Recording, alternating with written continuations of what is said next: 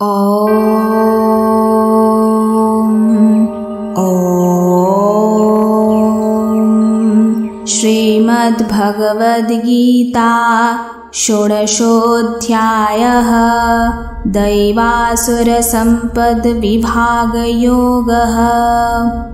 एतां दृष्टमवष्टभ्य नष्टात्मानोऽल्पबुद्धयः प्रभवन्त्युग्रकर्माणः क्षयाय जगतो हिताः।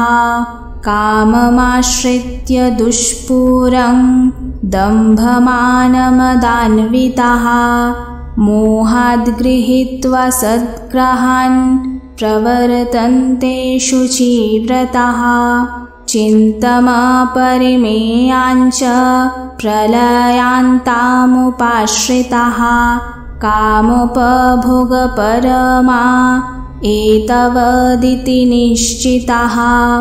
आशापाशशतैर्बद्धाः कामक्रोधपरायणाः इहन्ते कामभोगार्थम् अन्यायेनार्थसञ्चयान्। इदमद्य मया लब्धम् इमं प्राप्स्ये मनोरथम्। इदमस्तीदमपि मे भविष्यति पुनर्धनम्। असौ मया हतः शत्रुर्हनिष्ये चापरानपि। ईश्वरोऽहमहं भोगी सिद्धोऽहं बलवान् सुखी। आढ्योऽभिजनवानस्मि कोऽन्योऽस्ति सदृशो मया। यक्ष्ये दास्यामि मोदिष्य इत्यज्ञानविमोहिताः। अनेकचित्तविभ्रान्ता मोहजालसमावृताः प्रसक्ताः कामभोगेषु पतन्ति नरकेषु च। অনুবাদ শ্লোক ৯। এই প্রকার দৃষ্টিভঙ্গিকে আশ্রয় করিয়া ইহারা জন্মে। ইহারা নিজ মনা, অল্পবুদ্ধি সম্পন্ন, কর্ম অতি উগ্র। ইহারা জগতের অহিতকারী। অনুবাদ শ্লোক ১০। ইহাদের কামনা পূর্ণ হইবার নহে। ইহারা নিজেকে বড় বলিয়া বুদ্ধির গর্ব করে। ইহারা মোহের বশে অসৎকর্মে প্রবৃত্ত হইয়া নানা অসুচিতে অবস্থান করে। অনুবাদ শ্লোক ১১-১২।